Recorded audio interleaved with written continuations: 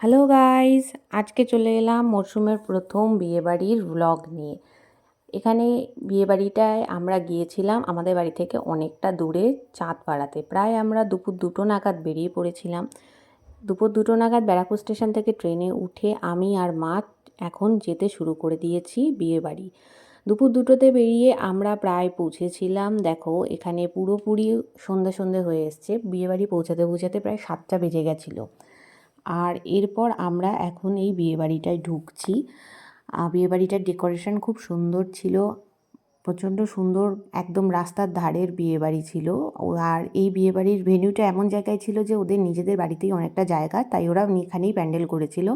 এই যে বিয়েবাড়ির ভিতরে ঢুকে এখন আমার মা নিজেদের আত্মীয়দের সাথে কথা বলছে। আমি চলে এসেছিলাম এই খাবারের এখানটায়। এখানে এখন খাবার দাবার সব রান্না করা চলছে উঠোনের একপাশে। আর এই দেখো আজকে শোস্টপার আইটেম, এখানে মাটন চলছে। এবার স্টলে কী খেলাম দেখো। এখানে রয়েছে কফি, আর তারপর নিয়েছিলাম ফুচকা। ফুচকাটা প্রথমে আমি জল ফুচকা ট্রাই করলাম। তারপর আমি ফুচকা সাধারণত একটু আলু জল কিছু ছাড়াই খেতে পছন্দ করি, তাই এখানে শুধু আলু জল ছাড়া আরেকটু ফুচকা নিলাম। আর লাস্ট একটু চাটনি ফুচকা দিয়েছিল, সেইটা ট্রাই করলাম। ফুচকাটা জাস্ট অসাম ছিল, আর কফিটা এত সুন্দর হয়েছিল যে আমি ফুচকা খাওয়ার পর আর 1 কাপ কফি নিয়ে নিয়েছি। আর এখানে পকোড়া দেওয়া, এখানে তো আবার কফি বানানো চলছে। আর তার পাশে ছিল পকোড়া স্টল, পকোড়া দেওয়া স্টার্ট করা হয়েছে। এখানে আমি 1 প্লেট চিকেন পকোড়া নিয়ে নিয়েছি। চিকেন পকোড়া অনেকগুলো প্লেটই খেয়েছিলাম। আর এখানে এই দেখো ব্রাইড চলে এসছে, সবাই মিলে এখানে ফটো সেশন শুরু হয়ে গিয়েছে। আর এখানে সব আত্মীয় স্বজনরা কথাবার্তা বলছে, অনেক দিন পর সবার সঙ্গে দেখা হলো। আর সেদিনটা আমরা রিটার্ন করিনি, যেহেতু অনেকটা দূর ছিল, আমরা থেকে গেছিলাম। আর এই যে খাওয়া দাওয়ার পালা। আমার বিয়েবাড়ি যাওয়ার মূল উদ্দেশ্য এখন চলো শেয়ার করা যাক। আর মেনু কার্ডটা রইলো, তোমরা জুম করে বা পজ করে দেখে নিতে পারো কী কী ছিল। এখানে এখন পাতে পড়েছে লেবু। আর আমি বিয়েবাড়িতে গিয়ে এরকম পেপারের ওপর খাবার কখনো খাইনি, এই ফার্স্ট টাইম পেপার পেতে দিয়ে প্লেটটার ওপর খাওয়া দেওয়া হয়েছিল। আর এই যে প্রথমেই পাতে পড়লো হচ্ছে এগ ডেভিল। এগ ডেভিল আমি খুব একটা খাওয়া, অনেকটা রাত হয়ে গেছিলো, তার আগে আমরা স্টার্টার অনেকগুলো ট্রাই করেছিলাম, তাই মশলাগুলো কিছু খাইনি। আমি এগ ডেভিলটা ভেঙে এর মধ্যে দিয়ে ডিমটা বার করে শুধু খেয়েছিলাম। আর এটা বার করতে করতে পাতে সস পড়ে গেল। এরপর পাতে আসছে কুলচা। কুলচাটাও আমি এখানে প্রায় হাফ মতো খেয়েছিলাম, পুরোটা খেতে পারিনি। কিন্তু কুলচাটা ভীষণ টেস্টি ছিল। আসলে স্টার্টার এতটা খাওয়া হয়ে গেছিলো যে আর পরের আইটেমগুলো ভালো করে খাওয়ার মতো পেটে জায়গা ছিল না। তবে কুলচা আর এটা ছিল চানা পনির, এই দুটো কম্বিনেশন অসাম। আর আমি এখানে মাঝে তো একটু লেবুও মেখে ট্রাই করেছিলাম, যে লেবু দিয়ে কুলচা আর চানা মশলাটা খেতে ভীষণ ভালো লাগে।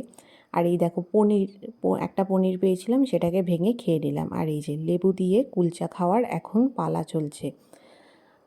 এই হাফ মতো কুলচাটাই আমি খেয়েছিলাম, বাকি হাফটা আর খেতে পারিনি। এরপর দেখো পাতে পড়লো বেগুনি, গরম গরম একদম মুচমুচে বেগুনি ছিল এটা।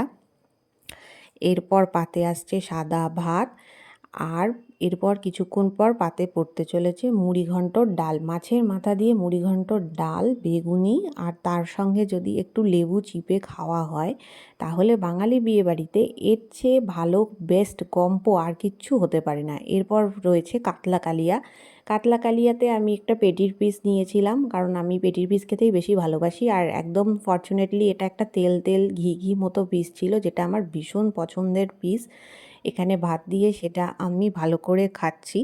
এরপর পাতে পড়ছে ফ্রাইড রাইস। ফ্রাইড রাইসটা ভীষণ টেস্টি ছিল আর দেখতে ভীষণ সুন্দর লাগছিল। তার আগে পাতে পড়েছিল স্যালাড। স্যালাডের শসা আর পেঁয়াজটাই আমি নিয়েছিলাম, আর কিছু নিইনি। এরপর আজকে শোস্টপার আইটেম মাটন কষা। আমি মাটন খুব একটা খেতে পছন্দ করি না, তার জন্য 1 পিসই নিয়েছিলাম, কিন্তু এর গ্রেভিটা খেতে জাস্ট অসাম ছিল, যার জন্য আমি পরে আরেকটু গ্রেভিটা চেয়ে নিয়েছিলাম। এর গ্রেভি দিয়ে ফ্রাইড রাইসটা খাওয়ার তো খেতে এতটাই সুন্দর লাগছিল যে বলার মতো না। আর সবাই আশেপাশে এই গ্রেভিটার খুব প্রশংসা করেছে। পরে যখন খেয়ে উঠে শুনলাম সবারই মাটনটা ভালো লেগেছে, ইভেন আমারও লেগেছিল। এরপর পাতে পড়ছে চাটনি। চাটনি আর পাঁপড়। পাঁপড় দিয়ে চাটনি মাখিয়ে খেতে তো আমি ভীষণ ভালোবাসি। এখন পাঁপড়টা পাতে পড়ছে আর চাটনি দিয়ে মাখিয়ে এটা এখন আমি খাওয়া স্টার্ট করছি।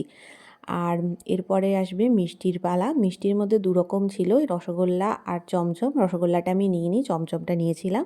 এখানে রয়েছে হাজমোলা, আর স্টল থেকে পান নিয়েছি, আর আইসক্রিমটাও স্টলে ছিল, সেটা আর তোলা হয়নি। টাটা গাইস, ভালো থেকো সবাই।